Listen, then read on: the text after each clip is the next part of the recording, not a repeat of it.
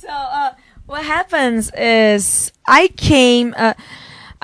started doing a rhythm. It's called funk music, and it's almost the same history from hip hop in '90s. Now funk in Brazil. It's yeah, and it's the same history of reggaeton for the Latin market. It's the same thing that is hip hop for the USA, and funk is the same thing for Brazil. It came from the ghetto.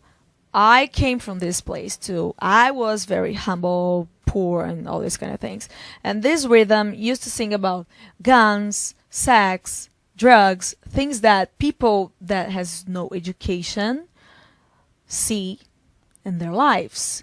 So they grow up watching this kind of things, and so they sing about this. And what I did was to get this amazing beat and sing lyrics that everybody would enjoy, talking about powerful women. And my country was kind of conservative. I mean, you need to be a girlfriend, a wife, have your kids, and be a good girl. And I just, I want to say whatever I want to say. I want to do whatever I want to do. You girls don't need to act like Santas to be accepted. You just can be yourself. And I started to put the dance, the sensuality, and also try to explain people that it's not because you are sensual that you're not intelligent. Not because you are, I don't know, you like to kiss 10 guys in 1 week that you are not smart or you're not respectful. So that's the kind of message I tried to give them, because there was so much this, you can't, the feminism in Brazil exists, but it was more about, we have to be paid right, equality, and the jobs and work and the laws and the law. But this kind of behavior, I mean, I can't be with 5 guys. That's okay. Why it's okay for a guy to be with 5 girls and for a girl it's not good? It's the double standard. You know? So I bring it to the music. I know it's something more like, it's something like Beyonce does, Rihanna does, but in Brazil they don't understand English like this.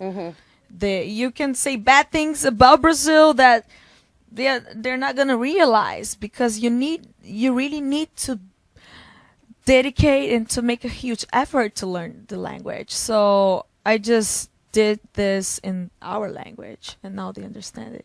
More questions. Yes. So Mary Sara said, Anita, do you think funk will change the world? And what other cultures need to know about Brazilian funk music?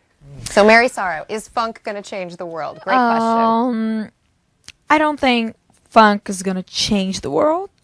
I do think that sometime funk is gonna have the same space, the same moment reggaeton is having now. That's what I think, because reggaeton was something very Latin and now is worldwide. And I think that one day funk will have this moment. I don't know if it's gonna change the world, because the world has so many things, but musically, maybe. Good question. I think there'll be a song. I think there'll be an English song with a funk beat. Yeah. You know, I mean, it might be Anita who does it first, or someone's gonna discover funk music soon. And you know, I mean, reggaeton was really built off, you know, hip hop, you know, and I think that's what's gonna happen with funk as well eventually. You know, when people start paying more attention to Brazil and what funk is. Most people don't. I didn't know what funk was till March of this year. Yeah. You know, so now I'm they obsessed. No, I mean, I know some of these songs word for word. I don't even know Portuguese. You know, like, yeah, and I'll sing an entire song, which is in reverse what's happening with her right now. She has 2 songs in English. The one that came out in September, and people throughout Brazil at her concerts are singing these songs. You know, especially in parts of Brazil, like in northern Brazil, where they don't speak English at all. I mean, literacy rates are really low in general, even in Portuguese out there. And people are, learning her songs, her English songs, and they're learning English through her music. That's how I know how to speak English with songs. You learned it through music. The lyrics, the translation, that's how I learned. So I do believe people can do this. And also, I love funk. I want to show funk the world, but this is not the right time for us. We need to have a strategy. Even if we love this, we need to know that it's just so many new things for the audience to deal with. A new girl, a new voice, a new everything, a new rhythm, a new too many things. We're just playing a strategy. We're playing the game. I mean, doing the kind of music that is playing now that people are accepting, and then when we reach the goal, we can bring some new things. That's what I did in Brazil. All right, we have time for maybe one or two more Facebook questions. Natalia says, do you have a date to finish your project Checkmate? Yeah, with the Brazilian people, they are very, very curious about this. I'm just going to tell people, I don't know if they could hear. So, Natalia, great question. Do you have a date to finish the Checkmate project? Okay, yeah, they're very interested about this. This project is a way that we found to don't put out an album, because an album creates a lot of expectation, pressure, and you need to be amazing in this album, and people are always like, album. So this idea to launch one video every month was just to make sure we would have good numbers and a good attention with our new material in another language, and also to have new material in other languages, Spanish and English, without losing Brazilian attention, because I have a Portuguese song that we just launched a few months ago that is playing with Major Lazer, Sua Cara, and so they are faded with this song in Portuguese and paying attention with these new things we are just putting out. No commitment, no wish to be number one, just great music, and just make sure they're gonna be fit. And then next year we're gonna have the plan to get the numbers and the charts and the things, because as we told here, it's something never done before. So I'm not gonna say when we're gonna finish this because it's a surprise, and if something really amazing shows up, we can just change everything, because we just care about the artistic part. So I have a question that I ask everybody who comes on the show, and it is, what is the worst advice you've received in your career? But here's what I want. I don't speak Portuguese. I would love for you to answer the question in Portuguese. And how do I ask you that question in Portuguese? Qual foi o pior conselho que você já recebeu na sua carreira? Okay, so imagine I just said that. Now you can answer in Portuguese, and then you can answer in English, if you don't mind. I just think there's so many people watching in Brazil right now. Yeah, no, but they later, you know what they're gonna do? What? They're gonna get this interview. They're gonna translate everything, put the subtitles in Portuguese, and load in somewhere. And if you wanna do this on your channel, it's gonna be amazing. They will love it. Translate everything to Portuguese. Translate to Portuguese.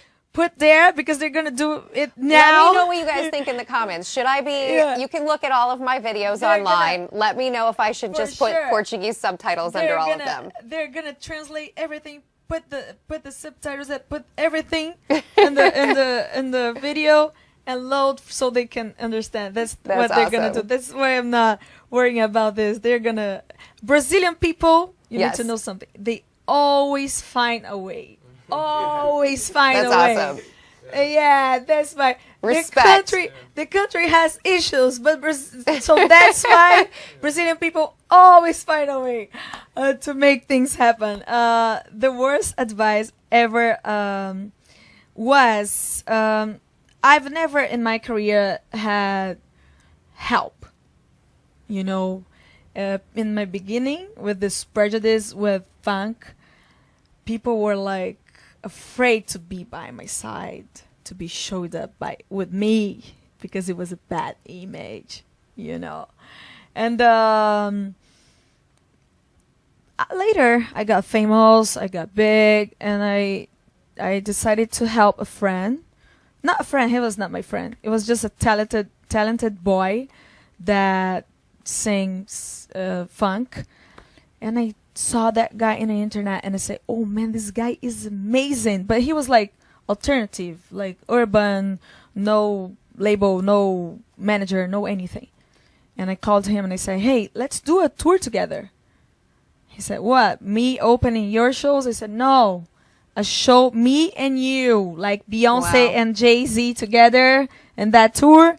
Let's do something like this, mixing your songs with my songs, funk with my pop and my funk and everything together. And he was like, I can't believe you are inviting me for something like this. And I said, yeah, I am. And the advice I had was, what? You're gonna mix your image now that you are growing up, now that you are getting out of the prejudice, that you are finally being accepted from people that had prejudice with funk. Now you're gonna associate your image with this guy. You're gonna come back 10 steps. And I said, okay, but I don't care. That's where I came from. That's the rhythm that helped me. This guy is cool.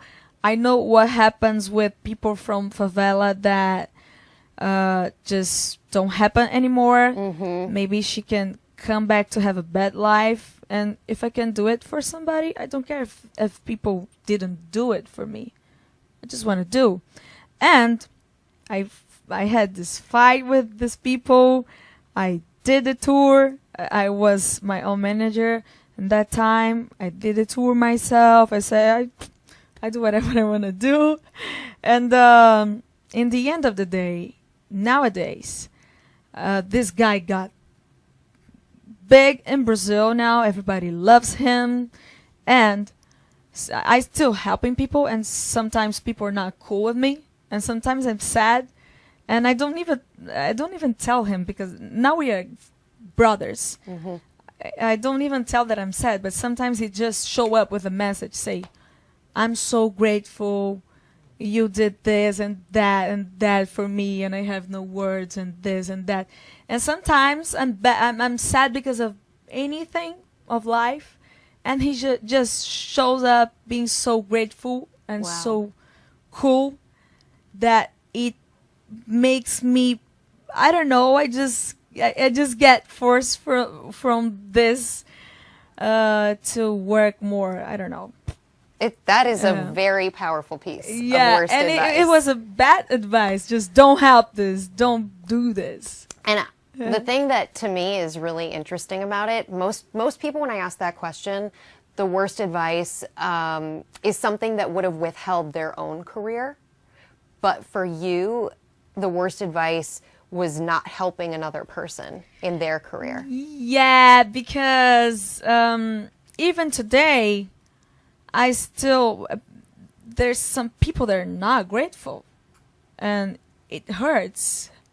But I think that you should do things for the others that you would like people to do for you, even if people are not doing. Because then if everybody behaves like this, oh no, I'm not gonna do because nobody does, the world will never gonna change. I know I'm only one person. I'm only one, but okay, I just want to be this only one that does. No matters if people will be grateful or not, if people do it to me or not, I don't care. I just You're taking your shot. Yeah, that's With it. Shot Studios. No, Yeah. I'm just kidding. You guys are amazing. Thank you so much for coming in. Hi, Anita, thank you. safe travels Thank back to you. Brazil. I look forward to seeing a lot of you all over the world. Let people know if they're new to you and your story, where they can get more information, where they can follow you on social media. Of course. And all my social medias, it's Anita with double T. And go to Shots too. It's all the social medias. It's only Shots. And you can see all this family because all the guys from Shots, Alesso, Marshmallow, Lele, Rudy, even Pooh and the friends, they support each other. So just go there and see all these great people that helps each other. That's it. Wonderful. Anita, John Shahidi, thank you so much to I both thank of you. you for joining us. Thank you. And thank you to all of you.